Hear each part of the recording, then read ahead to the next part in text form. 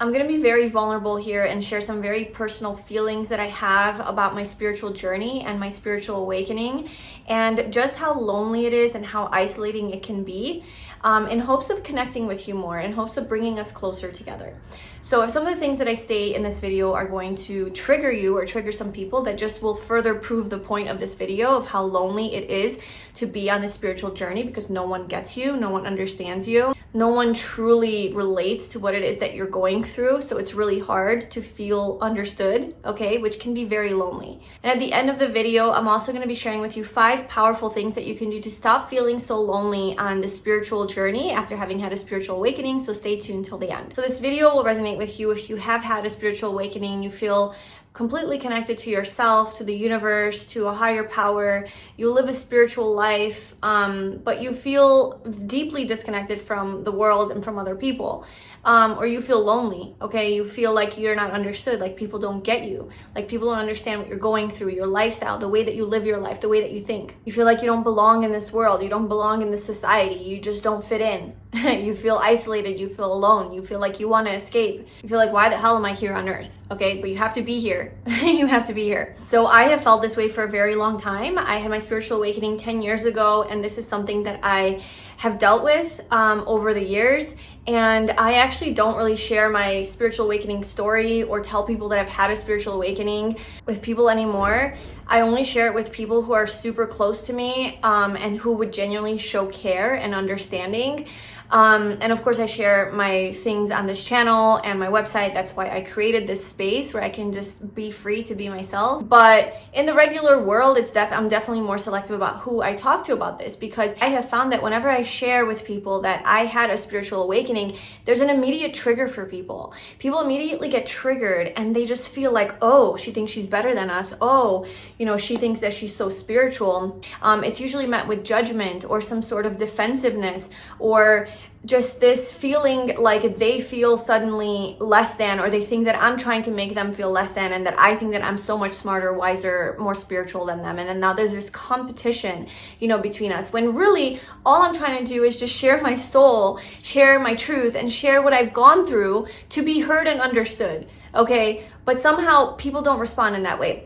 Of course, not everybody's like this. There's some people out there who are genuinely curious and open, and they want to know, they ask questions, they want to learn, and that's wonderful. And then of course there's people who have also had a spiritual awakening, who just get you, who understand what you're saying. They don't get offended or defensive or triggered or anything like that. They're just like, yes, like totally relate to you, So when we're talking about loneliness and, the spiritual path, another thing that makes us feel quite lonely after having had a spiritual awakening is, when you tell people that you are spiritual, they start to have these expectations of what it looks like to be spiritual. So they expect you to be walking around unbothered, enlightened, free of attachments, not pursuing material desires or human desires,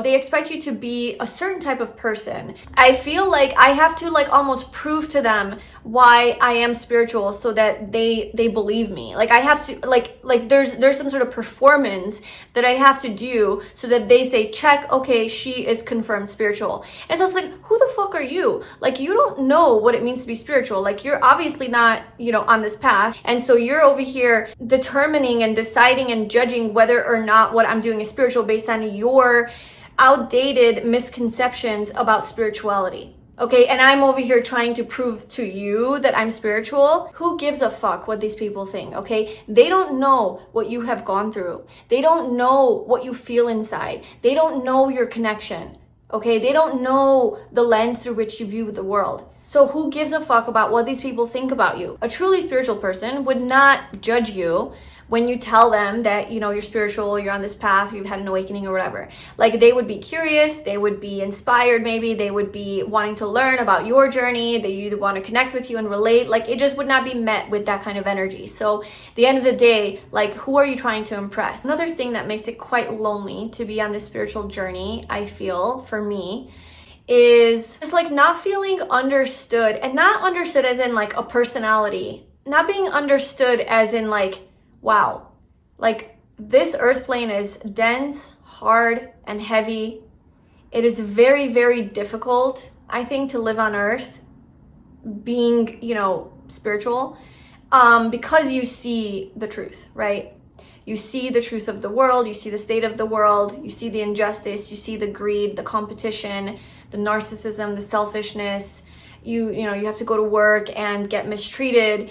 There's a fly. You have to play the game. You have to just like be part of the system. So it's hard. Like it's just fucking hard. Okay, I don't know how else to say it, but like it's hard living on earth, being spiritual. For me, it's like how many times do I tell myself like, I don't want to live here. I don't want to be alive here. And I'm not saying I want to like try to kill myself. I'm just saying like I don't fucking like it. And that is not me not being grateful or seeing the beauty in the world, in other people. Nature saves me because nature is the most beautiful thing I've ever seen. So I just go into nature and connect and appreciate Earth for that. Talking about the unconsciousness, of our planet. How many times do I just want to escape and just not be here? But I can't go anywhere. You can't go anywhere unless you die. And you're not going to die because your soul's here for a reason. So that for me is probably one of the most isolating things. Now, another thing that makes this a very lonely journey is that once you have an awakening, you have this shift in consciousness, you start to see the truth, you start to see everything for what it is, you start to see through illusion, you start to see the heaviness of the world, the toxicity that exists around us, in our food, in our products, in our world, and at work, like our own toxicity, our own programming, our own ego, other people's ego, everything just becomes clear, okay? And it's like you're trying to work through your own toxic shit, and letting that go, while also seeing the toxicity of the world that you still have to be a part of. So it's not like you can just escape, like, oh, I had an awakening, I'm gonna go live in the forest and be away from all of this. No, you have to continue living your normal, regular life in the regular world for most of us, We can't escape into the forest and be at peace and one with ourselves. We have to deal with people. We have to deal with their traumas and their woundings. We have to deal with the system, rules, injustice, like all the things of Earth. And so that I think that is what becomes very, very difficult. And because you are so much more sensitive now after your spiritual awakening, you start to really feel affected much more strongly with that toxicity. So you might want to change up your lifestyle. You might stop drinking alcohol. You might quit your addictions. You might change jobs. You might move somewhere new. Okay, you might start eating healthier, start exercising more, change up like what it is that you do for fun. You used to do this for fun. Maybe it was more mindless. Maybe you watched more TV. Maybe you cared more about what celebrities are doing. And now you care more about, being out in nature, connecting, like your creative projects, waking up to your spiritual gifts, maybe teaching, talking, telling people about your experience. There's a huge change that often happens after a spiritual awakening. And this is amazing because you're living more true to your soul, you're living more aligned, but you're even more isolated now and different because no one lives their life this way. There's a lot of people that don't live that way, especially if you don't drink anymore. Like I stopped drinking after I had my awakening. It just was something that I didn't feel right for me. It was toxic and I have really bad hangovers, and I was like, I can't feel connected to my soul when I'm hungover. Like there's a veil between us. There's like this block, and I couldn't connect spiritually. So I just don't drink anymore. And that in itself is already so like, I can't relate to a lot of people because everyone drinks. So, yes, you're living true to yourself, but now you are becoming even more isolated from society and different. And so that can also be very lonely there. And you're not doing these things because this is what spiritual people do. You're doing these things and changing your lifestyle because this is the only way to keep your sanity in this world. And I'm not complaining. Like I would rather have this life than to be ignorant to all of this, okay? And not be spiritual. Like I would rather be spiritual and deal with these struggles, but I'm just sharing that it's lonely. It's lonely sometimes. And the funniest thing of all, the universe is funny. The universe loves paradoxes and contradictions, and irony, because the more spiritual you become, I feel like the more lonely and isolated you start to feel. But it is exactly your spirituality that takes away your loneliness. Like it creates your loneliness, but it also saves you from your loneliness. I can't even wrap my head around that. But that is the truth. That is literally the truth. Because, you know, the more spiritual you are, the less you can relate to people, the more alone you feel and isolated you feel because of everything I just explained. But it's like the one thing that helps you to feel connected to life, to like an energy that's beyond you, and to not feel alone. Like if it wasn't for my spirituality, I would literally fucking go crazy. Like I would go crazy. But it's also the thing that made me feel crazy. I feel like if who I am as a person without my spiritual awakening, if I continue to live my life the way that I was living my life, I would have had a lot of anxiety. I was very anxiety prone. I lived in a lot of fear. And if I continued down that path without a spiritual awakening, I would just be an anxious mess. Whereas like my spirituality allows me to surrender, allows me to trust, to connect to a higher power that I believe in, that can help and support me and guide me, and I can pray and I can do all of those things. And then I just everything starts to flow and I can manifest things for myself, and I don't live an anxious life anymore, you know, not to that extent. I don't live in fear. And that was my spirituality that saved me from that life that I was going to live. I guess my point is that I would much rather live a spiritual life, because then I'm connected to who I truly am, than to live a lie and an illusion. Like I can't do that. You know, I have a moon in Sagittarius that's a truth seeker. Like I can't live a lie. I can't live an illusion. I need the truth no matter how hard it is. And I think that is something that a lot of us can relate to. You would rather know the truth, even if it hurts, than to be comfortable in a lie. It's not going to feel right in your soul. It's never going to feel right. You're always going to feel like something's off, you know? So oftentimes I genuinely feel like living on this earth is hard, you know? It is hard, and I don't want to be here, and I don't want to do this shit. And the only thing that keeps me sane and going is my purpose, you know? And that's not just like my purpose here, like talking about spiritual things and spreading my wisdom and my message and helping other people. It's my purpose of connecting with God.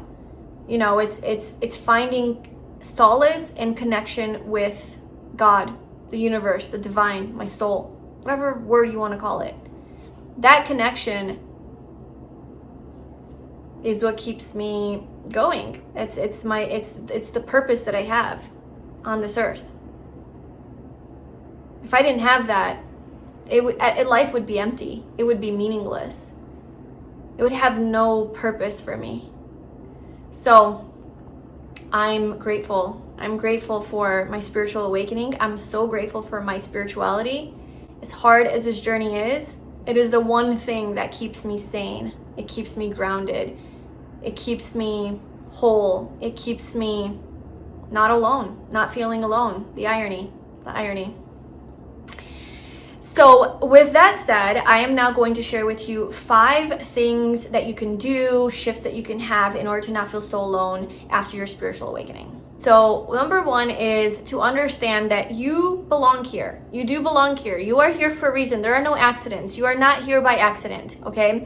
Your soul wanted to incarnate here on earth at this exact time for a reason. You are not an accident. Your soul chose this experience. You are supposed to be here. There are no accidents. Number 2, keep living your clean, mindful, and soulful life, and try to keep your vibration as high as you can, as much as you can. If you still have to go to work, which definitely is a huge buzzkill, I know.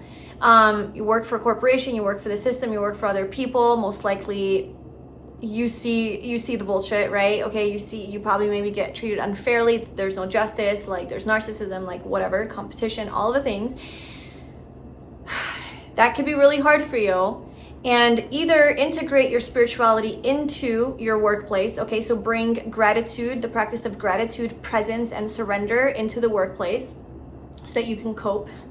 Until you start your own business, start working for yourself. Think of something that you can do where you don't have to deal with that. But outside of that, like in your free time, try to do as much as you can to live a spiritual life, okay? To live a wholesome, soulful life. Share your gifts with the world, share your wisdom, share your experience, try to inspire other people, try to help, try to heal, be of service to other people, be of service to humanity. Try to find purpose in your spiritual awakening. Number 3, and I think this is very, very important, make it your mission to find your soul tribe. Like-minded people who get you, people who think like you, people who live like you, people who do the things that you do, people who understand what it is that you're going through, people who can validate this experience for you so that you don't feel so lonely. In those moments when you do feel lonely and like no one in the world gets you, you just went to work, you just feel like, what the fuck am I doing here? You call that friend, you go to that friend, you hang out with that person, and you just feel like, okay, I belong somewhere.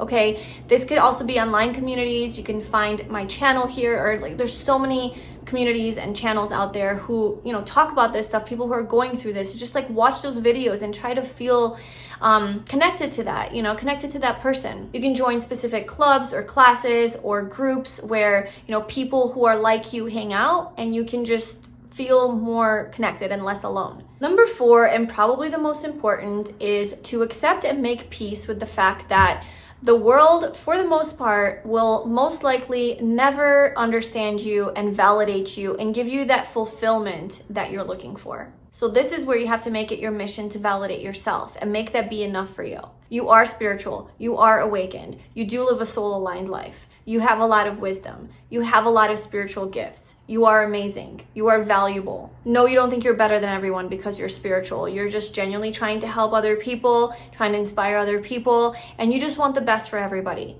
Okay, you're not out to get people. You want to help and heal genuinely. You also have boundaries. You have your own shit that you're working through. You're learning to stand up for yourself and speak your truth. You're not nice and giving all the time, and you don't have to be. And yes, you're still spiritual. Yes, you are wise. And yes, what you feel is real and true. You need to learn to validate yourself because the world will not do that for you. And number 5, my favorite one, and I think the most empowering one, is to own it. Own your spirituality, own your divine nature, own your divinity, own your gifts, own your wisdom. I don't care if you're not perfect. I don't care if you're still working through some shit. I don't care if you struggle with A, B, C, D, E, F, G. You're still spiritual, okay? It doesn't make you any less spiritual or divine. Stop hiding. Stop playing small. Stop being afraid to share what you know and have learned. It is so valuable. It is so valid. This is about 2 things. 1 is giving back to society and humanity by sharing what you know and what you have learned in order to try to help them. And number 2, it's to help yourself heal through sharing who it is that you truly are. Coming into your power, being in your light, shining bright, taking up space, owning who you are and what you know. Or maybe owning that you don't know everything and you're still trying to figure it out, and expressing it freely and confidently. And I guarantee you that once you start doing this, you're going to start to attract your tribe. You're going to start to attract people who truly see you and validate you. You're going to feel more understood. And it's not because it's coming from a need, you know, to be understood and seen and valued or anything like that. It's because you are choosing to show up for yourself. And when you start to choose yourself and show up for yourself, the world matches your energy. Okay, the world gives you back how you feel about yourself. So if you feel like you deserve to take up space and what you have to say is worthy and valuable and you are an amazing person, that is how your environment is going to start to show up for you. And that's what you're going to start to see in your 3D reality. This is manifestation. And I hope that after watching this video, you feel less lonely, because at least you and I can vibe and connect. Because it's real.